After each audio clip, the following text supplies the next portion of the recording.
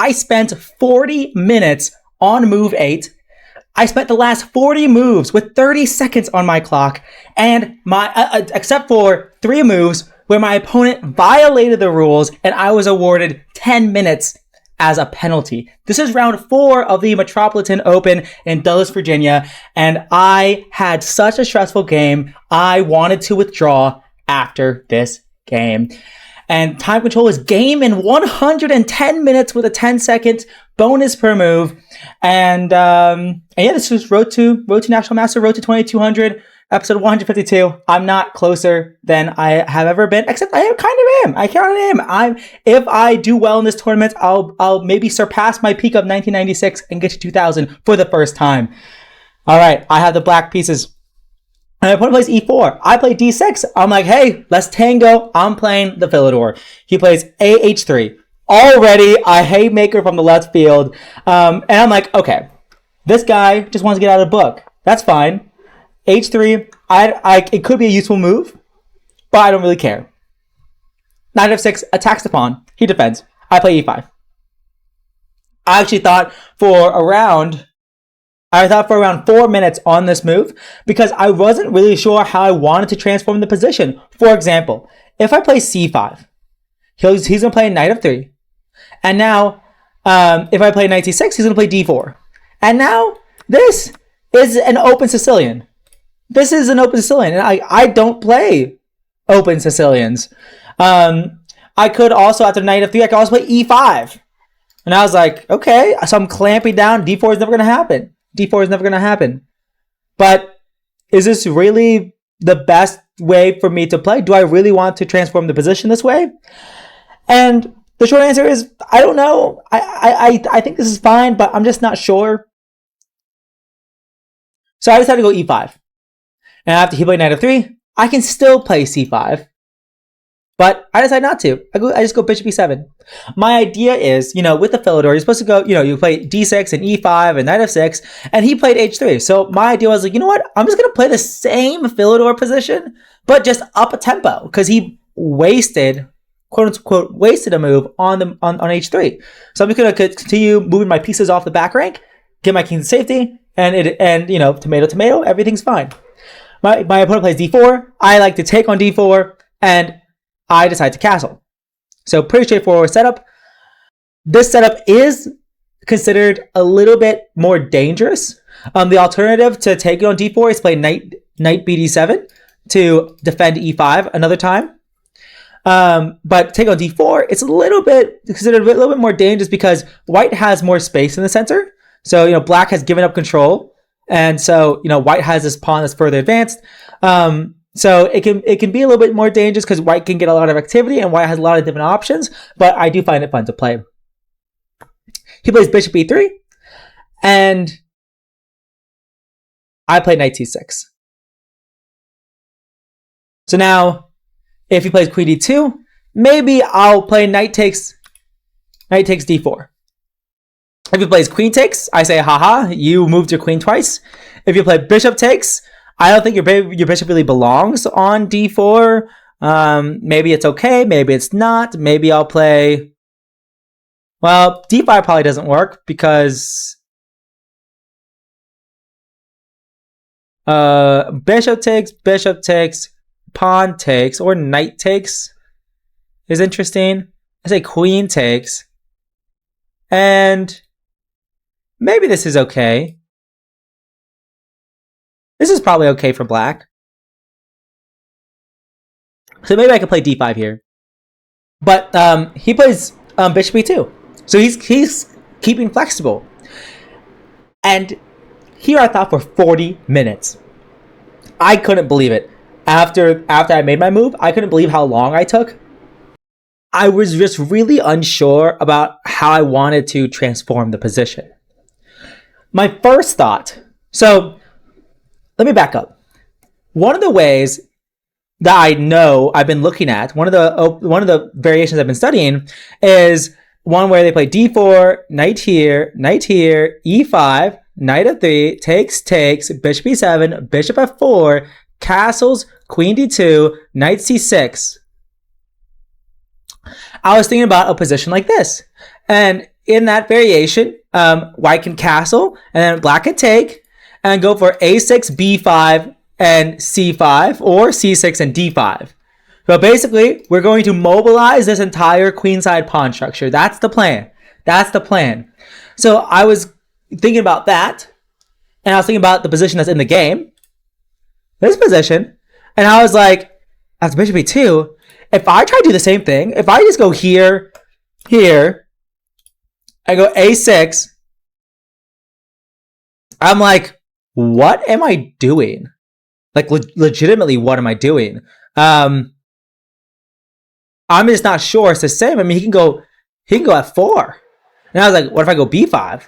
I'm like, what if he just goes g4? And I was like, wait a second, like, what am I doing here? If I go b4, maybe this is okay. In hindsight, maybe this is okay because I get b4 in, but he doesn't have to do that. He doesn't have to play f4. Like, he could play g4 now, and after b5, play g5. And now I have to move my knight back to d7 or e8. Let's say d7, for example. And he can defend his pawn here. Then I can go here, then he can go here. And I'm like, this cannot be okay. I want to lose the dark squared bishop, and he has all this space, and I'm not even attacking his king. I'm just attacking empty space. He hasn't castled yet. And I was like, this cannot be okay.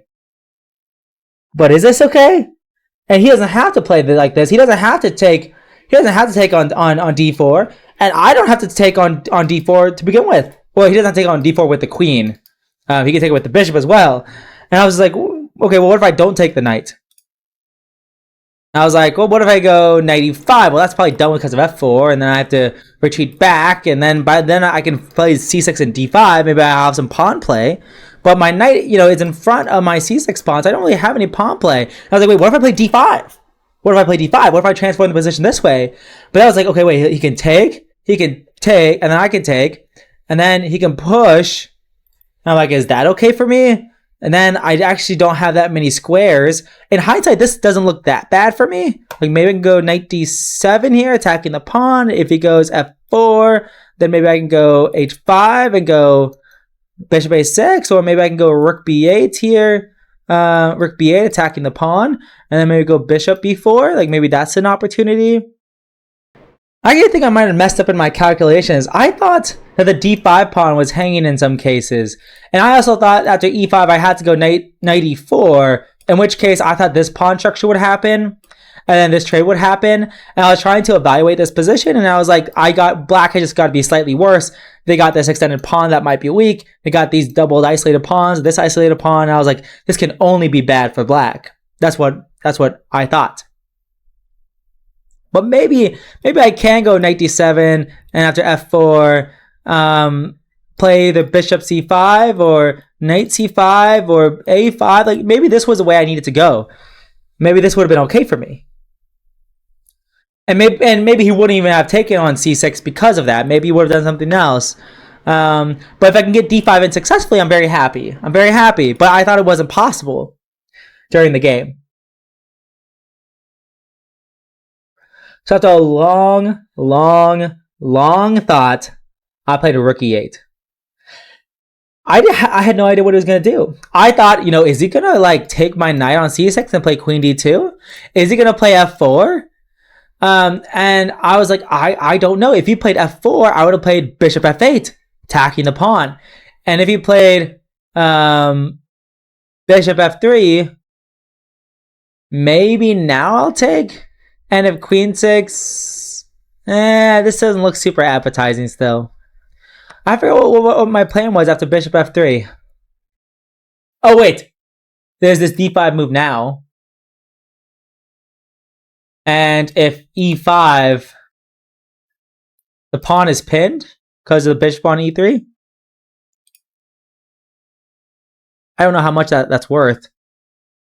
And then I can always play knight takes c, knight takes d4, and if bishop takes, play c5, and if bishop f2, play d4. This pawn is still pinned. It gets complicated, but maybe this isn't good for me. There are other ways where it's not that good for white. Like, for example, if like g4, bishop f8, attacking the pawn, bishop f3. Once again, d5 is okay. And if queen d3 is ever played, after bishop f8, queen d3, I have knight b4 here, attacking the queen. And then if queen c4, yeah, maybe this isn't that good. Well, I mean, I could probably still play d5 here, defending my knights, and it's defended 3 times, and there's the pin on the pawn because the bishop on e3 is hanging. So yeah, so this is probably good. But he never didn't play that. As bishop e2, I thought for 40 minutes, and I thought it was scary if he launched his H, F, and G pawns, but I was like, I think this is a very flexible move. I can put pressure on the E file. I'm x-raying his king. Then he castles kingside. He doesn't go for queen d2. He doesn't castle long. He castles kingside, and I was like, okay, bishop f8. Simply attacking his pawn. He just defends his pawn. He just defends his pawn with his bishop. And I think for about 9 minutes, so now I have 58 minutes. I with the move knight e5. I was like, I need to mobilize my queenside pawns. I need to move my knight out of the way, play c6 and d5, and get ready to rumble. This was an absolutely horrendous mistake because I knew I was waving the red flag for him to play f5, and that if I took and he took, he would have this very solidified center. And I was like, I'm just gonna play c6. That was my idea, and my pawn and rook guard the e file well enough, and I thought this is not gonna be not so bad. I'm gonna get d5 in, and then he played queen f3. I was like, okay, d5, but now e5. And I still thought I was fine. I still thought, well, maybe not fine. I knew I was worse, but I was like, I still got play. Because after knight d7, I'm playing c5, kicking the knight back, and then d4, forking his pieces, forking his bishop and knight. And then he played knight b3. Controlling c5 twice, and eyeing d5 twice. I mean, d5 was already eyed, but now with his knight out of the way, I can never push c5 because he would simply take it. Now it's very apparent just how lost I am. He can simply start pushing his pawns down the board. He can go king h1 or king h2, put rooks on the g file and f file. He can play it slowly. And I had some ideas. I really wanted to play this move, f6.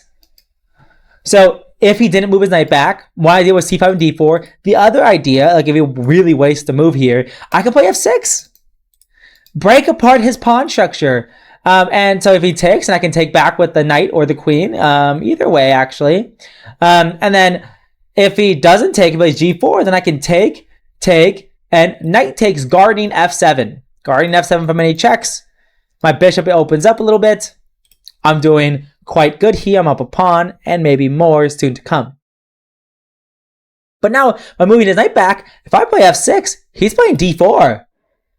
And it's SpaghettiOs moment, because what the heck am I doing? Maybe I should have gone for this. I should have enticed him to play d4, so then when I play knight b6, the c4 square is open. I mean, I'm still worse and probably losing, but maybe this is what I should try for. It's better than what happened in the game, because I played knight b6, and now he just plays a4. And I thought, he might bring his rook over.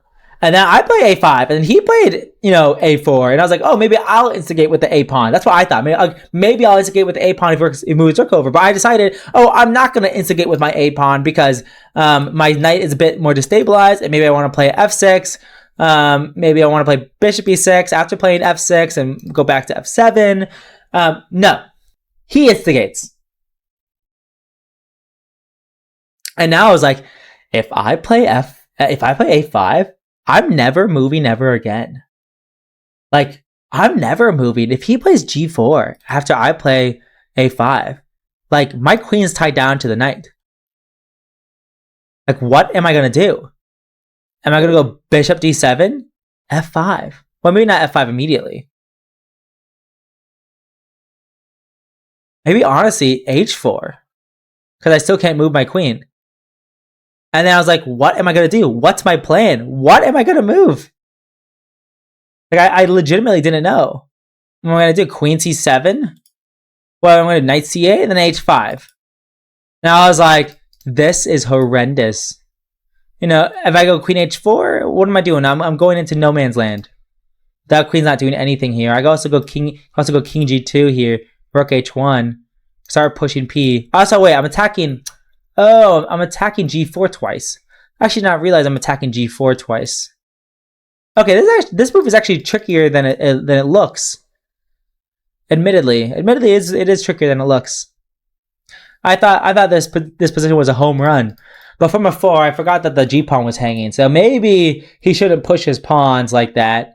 Maybe he should play more stable and like just play like bishop f2 now, for example, then king g2, and then bring your rook over, or bishop g2, and then start pushing your pawns. I don't know, but the issue is that white has all the time in the world. They can like slowly push their pawns, and really, I didn't see what play I had. I was very pessimistic about my position. So I decided that if I played a5, I would be stuck for too long, and that I had to go bishop d7. I'm moving my bishop out off of its home square, and after a5, I'm moving back to knight c8, and maybe I'll go knight e7 and then to guard f5 more. Maybe I'll go b6 and try to open the queen side to just generate a little bit of counterplay of some kind. But now he goes d4, and I'm like, okay, you know what? I actually have something. Bishop f5, d4. You know, his pawn was stuck on d3. I want to go bishop f5 to begin with to attack the d pawn, but I was like, this is stupid. He's just gonna go rook a d1 at defending the pawn, and then what am I gonna do? Like, if I just go like, I don't know, queen c7 for something, he's gonna attack my knight. I go here, and now g4, and I'm like, uh-oh, my bishop is trapped. It is trapped. It is trapped no matter what.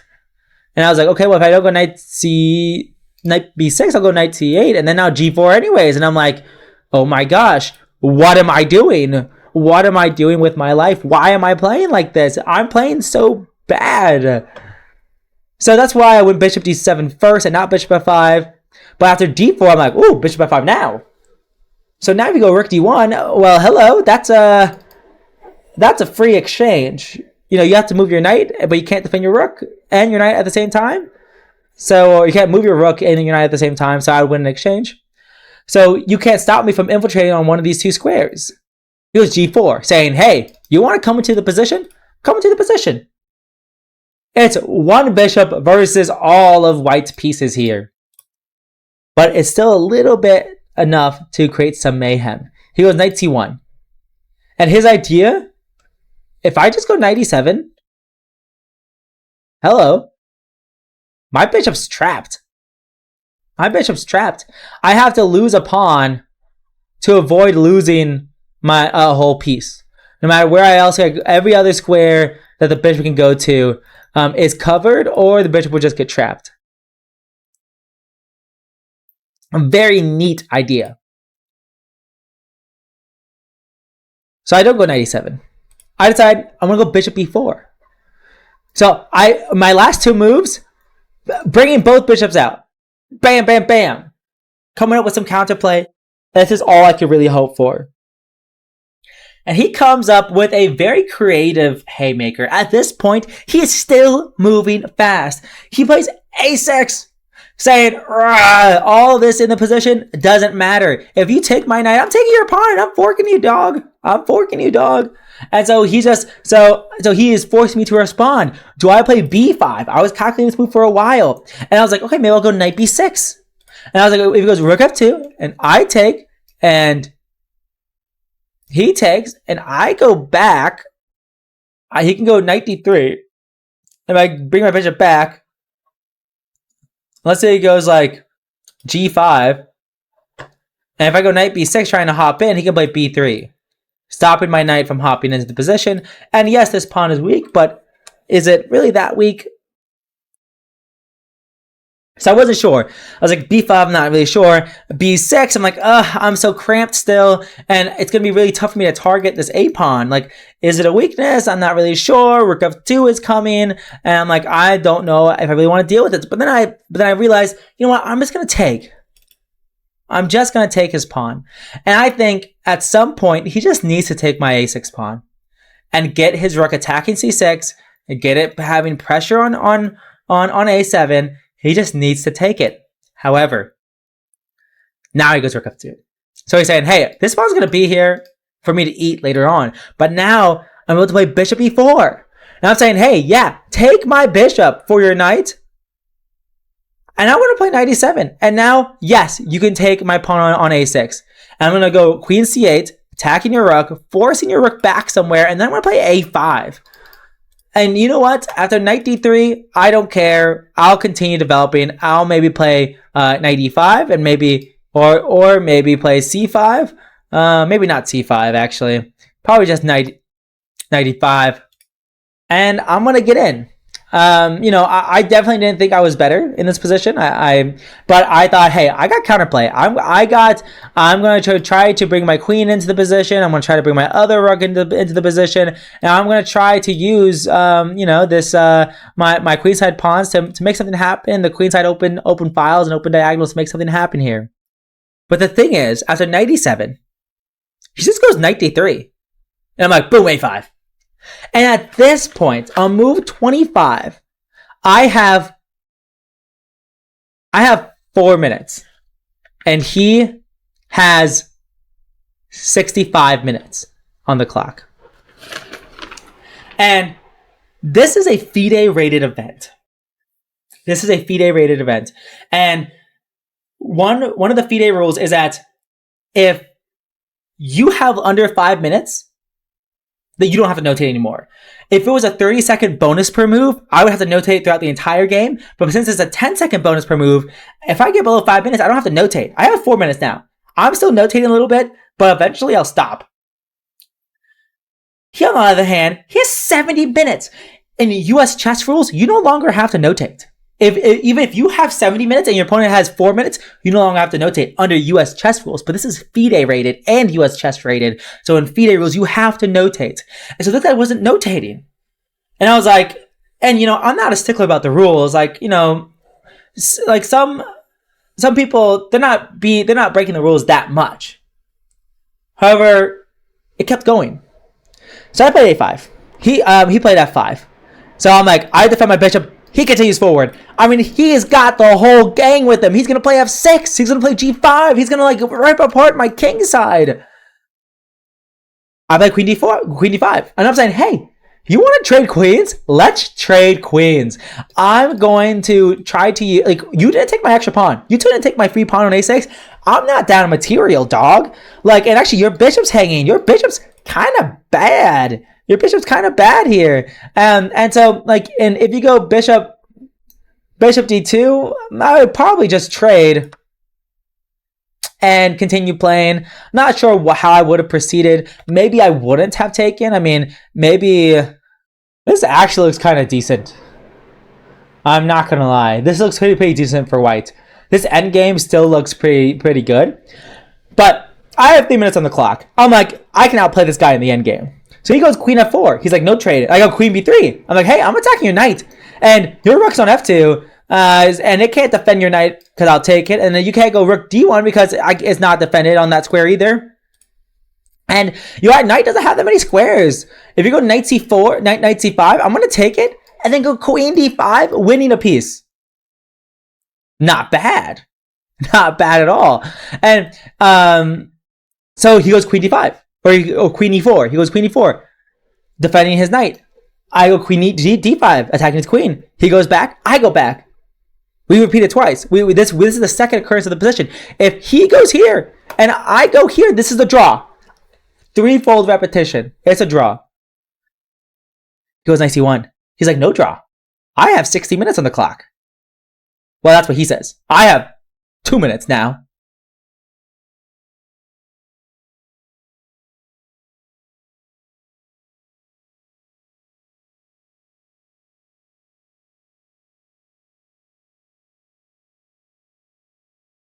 If you go f6, I have an option. I can go knight d5. I can go knight g6. Knight g6 might be good.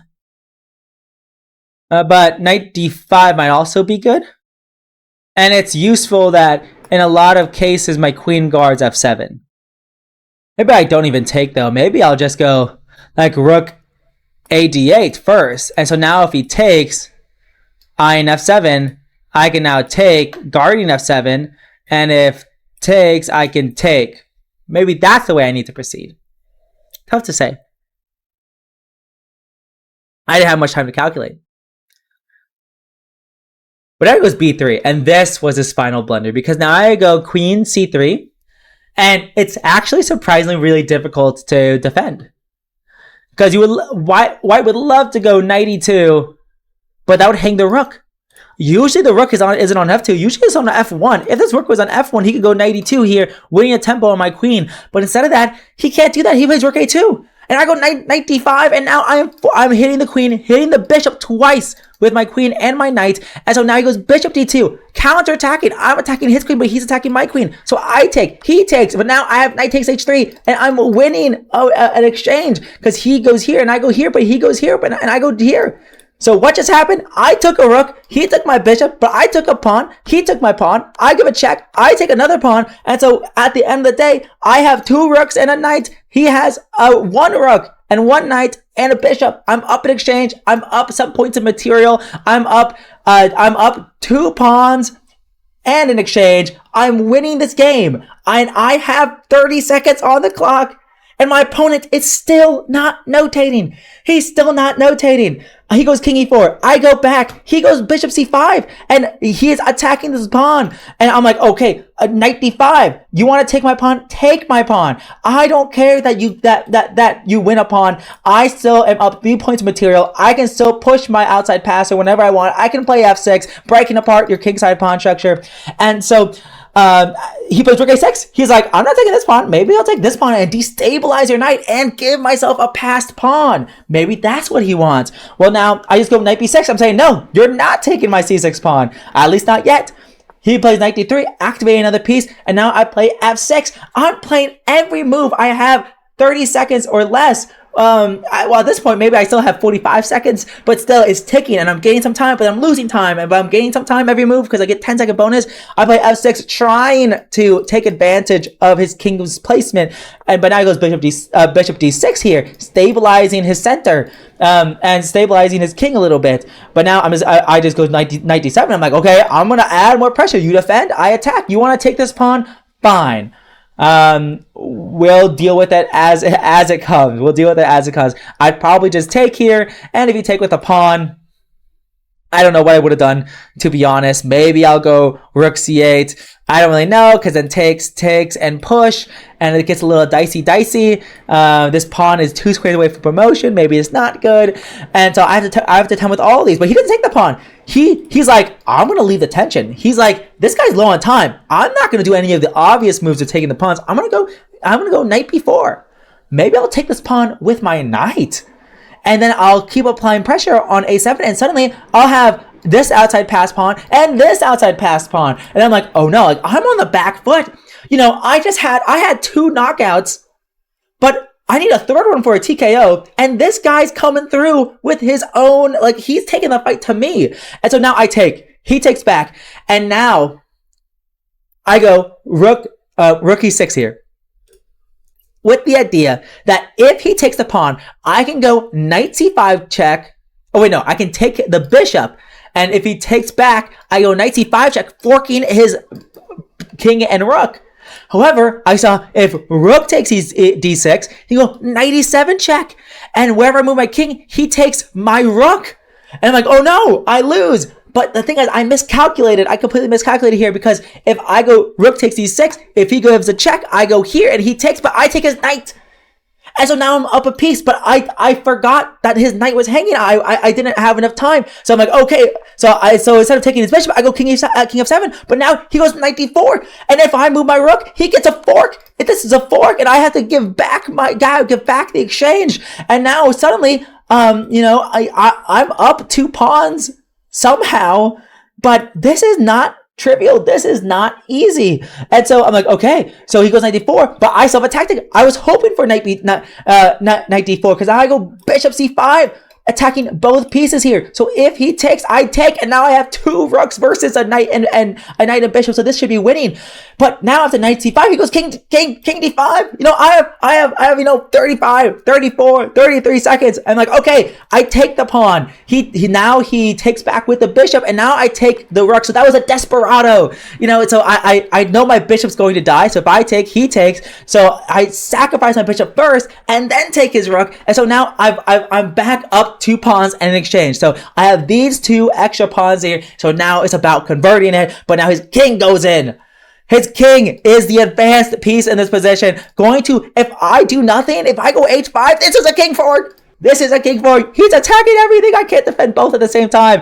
And it's actually crazy. I'm going to get king forward. And so after I go knight b4 check. So and he goes king b7. And I go bishop e8, attacking the bishop, but he moves it, and then he moves it, attacking my knight. I move my knight, and I'm actually guarding the bishop squares over here, which matters because now after he takes my pawn, I skewer his pieces. I'm attacking both the bishop and the knight. He can't move his bishop to defend his knight because my knight guards his bishop's escape. But now he goes knight b5. Now he goes knight b5 here. Now his knight guards his bishop, but now I go h5. I'm like, dude.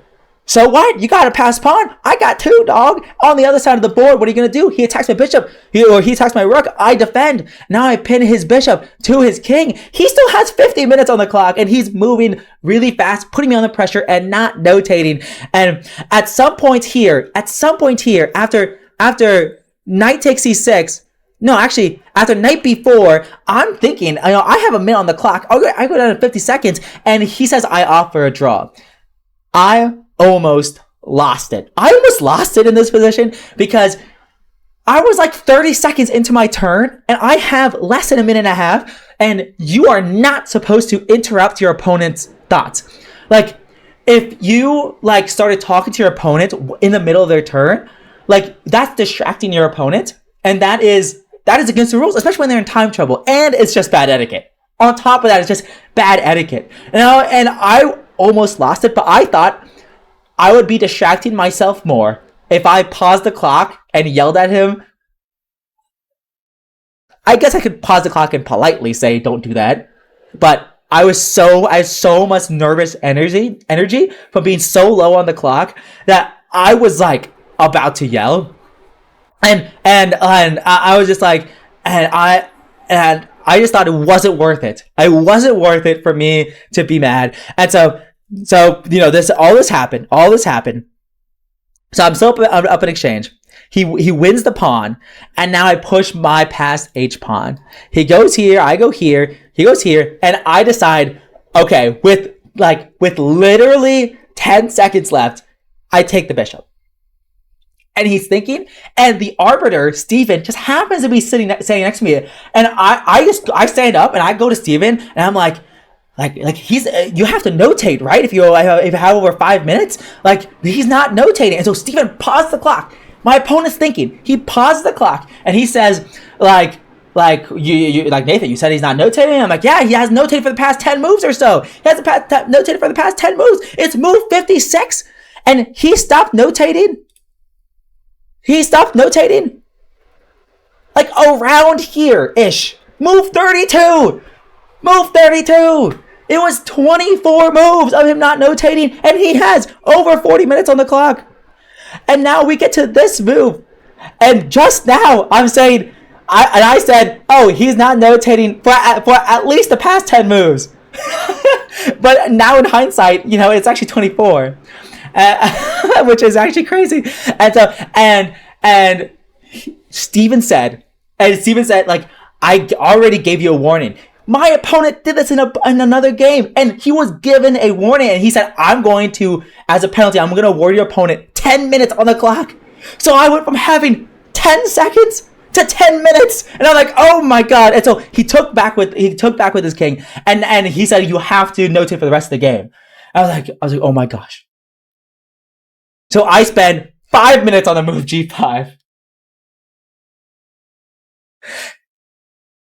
I was calculating so many different things. I was like, okay, if I just keep pushing my pawn, he's gonna give a check maybe, and then go here, and then maybe go here. Is that what he's gonna do? But then I can go here. Oh wait, he can't go there because his knight's hanging. Okay, well after I go here, he can go here, and if I go here, he goes here. He's defending, and I was like, well, if I go b4, he just forks here, so I can go here. But then maybe he can stop me. Maybe he can go here, and then maybe if I go here, maybe he'll go here, and then if I go here, like this should be winning, but I wasn't sure. Like what if instead of I start pushing h5 and h4, what if I start with g5? And it's like, is there any difference? Like I don't know. Like what if I move my king up first? Like maybe I should move my king up first, and then I can go here, and then start going here, but then this here, and then this here, and I'm like, this should be winning too, right? And so I thought for 5 minutes, I think everything is winning. I think everything is winning, but I was like, I spent 5 minutes, so 10 minutes down to 5. He goes king here. I think for 4 minutes, I'm back down to 1 minute. I couldn't decide. I was just like, I was trying to calculate everything. I was like, I got to use all my time, okay? Because so if I go here, if he goes here, then I can go here, and if he goes here, I go here, and I push my pawn, and I promote. It doesn't matter if he takes my knight. But then I was like, okay, well, if I go here and he goes here, okay, well then I can go here, and then he goes here, and I can go here, and then he goes, then he can go here, and then I go here, and I was like, this should be good, right? This should be good, right? And I was like, I don't know. Like I think it's fine, but so so this all happens. I push my pawn down to 1 minute again, and now I'm back down to 30 seconds, and then now I'm just playing on the increment, and so he brings his knight in. I go here. If I push my pawn, he probably goes here. He's actually blockading my king from entering. His knight and king create a wall that my king cannot cross. To get to the other side of the board, I would have to go like all the way here because his king blocks my path. I could go g4 here, which is probably still winning, and then he could go here, and then I go here, and then he takes here, and then I take here, and then he goes here, and then I go here, and this should be winning. But I didn't know that at the time. I because I'm moving pieces, but I'm like, what if I screw this up? And then he sacrifices a pawn, he wins a pawn, and now it's a drawn end game, and then I don't win this game. And so now I go here, he goes here, he goes here, he goes here, attacking my knight. I bring it back. So he can sacrifice his knight for a pawn and win my knight, but then I still promote on time, and his pawn's not even close enough to promotion, so he can't do that. So I go here, he goes forward, but now I just start pushing my pawn, and now he pushes his own pawn. If I promote, he forks me. And then I go here, he goes here, and I go here, and then he goes here, and then I go here, and then he goes here, and then what am I going to do? If I go here, he takes. He takes, and he actually might win this game. He's the only one that can move to a queen. I can only lose this game. So I'm like, oh my gosh, what's happening? I go king b4. He pushes the pawn. I go king h4. I almost played this move, but then there's this check. But then I go here, and then this should be winning. This actually should be winning. I was like, oh, I should have played king h3 here, but then he could still push, and then if I promote, then he gives a fork, and then takes my knight, and then this is here, and then this is here, and then this is here, and then this is a draw. I was like, oh wait, hold up, this is not good. And so I play king h4 with 4 seconds on the clock. I had 4 seconds. I had 4 seconds when I made that move. He goes here defending, but now I push. He pushes. I push. He pushes. I defend. He goes here. And my hands were so shaky. I sort of put the pawn like this on g2 by accident. Like it slipped out of my hand. I reach over to take the knight, but it kind of like slipped a little bit. It goes here, and then I take. So I accidentally dropped on the square a little bit. It's like it might have been a little bit on the line.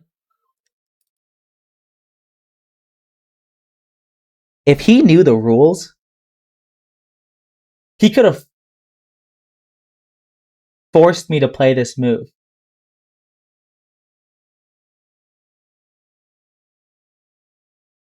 The rule is, in FIDE chess and US chess, if you accidentally drop a piece on a square, on a legal square, you have to play it.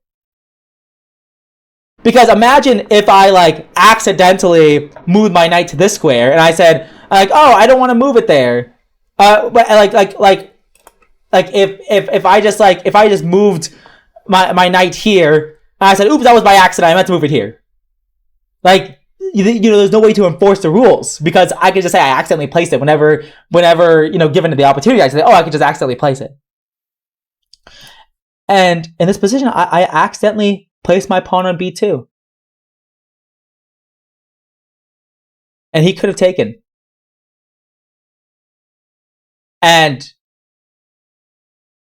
this is probably a draw. It's probably a draw. Because I'm going to get to his pawn in time. And there's no way for him to defend the pawn. Maybe there's another way to defend the pawn. Maybe here and here and here. No, there's no way to defend the pawn. No. So it's a draw.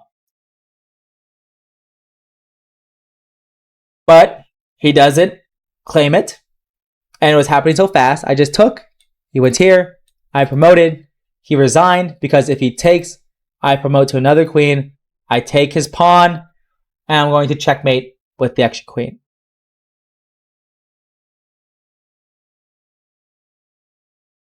I was so shaken. After this game. I told the TD immediately after the game, like, I think I'm going to withdraw. I'll let you know in the next 30 minutes.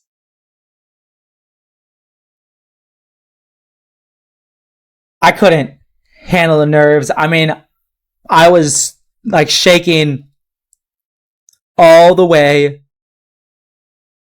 back here. And then 30 moves later, on move 70, he resigns. 37 moves later, to be precise. So I won the most intense game I've played in a long time. And I decided not to withdraw. I was going to, but I told myself, if I win my round 5, I'm going to become 2000. And I probably will regret it if I don't play the last round. Even if I lose, I should play. I'm going to hit the game review. Actually, I'll look at the engine with you guys. Let's actually look through some of the engine stuff together. So here, c5 was the best move. That makes a lot of sense. So actually play c5 here, controlling the center. And d5 was better. If you can play d5, you usually should. That's the rule of thumb. But then e5. I thought e5 was pretty good. Why isn't e5 good here? Because of c5. Oh my goodness. I've seen this position. I've seen a very similar position to this before. This is very theoretical. I've actually seen not with h3. So this is just an improved version. Oh my gosh. Yes, because if e5, c5, if pawn takes, then after I take, your pieces are getting forked no matter what. So it's a temporary piece sacrifice. I completely forgot about that. I completely forgot about how that tactic exists. I played this instead, which is fine. This is fine. This is fine. A best move, apparently. The position is equal. But wait, I'm better in this position.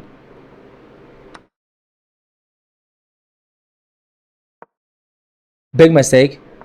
Big mistake. And now white is significantly better. I had to go d5 here, but then e5 and c5 again. Oh my gosh. Oh my gosh.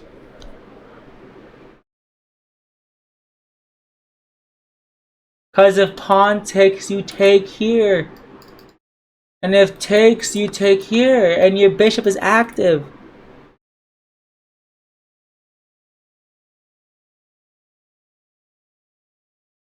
I'm not good at this.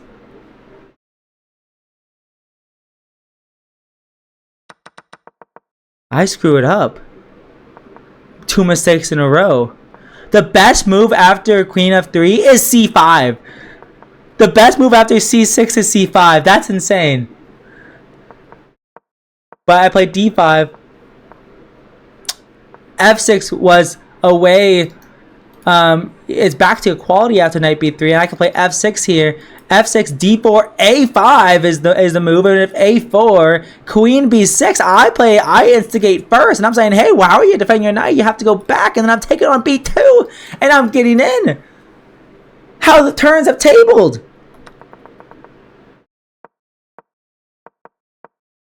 And now he's just killing it. He's killing it here, and then until he eventually let me back in the game. Wow, a6, very good move, and I had to take here, and here, knight d3 is even the best move, not even to take the pawn on a5. And here, he needed to recognize that the endgame is better for him.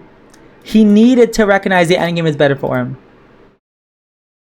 Wow, I'm baffled. I could look at this. I'm going to analyze a lot deeper, look a lot more deeper into this, but that was, I cannot believe I missed all those opportunities. I mean, it makes a lot of sense. I know I've seen some of the positions of that as before, but whatever. This video has gone long enough. I'm going to hit the game review, and I'll see you guys next one.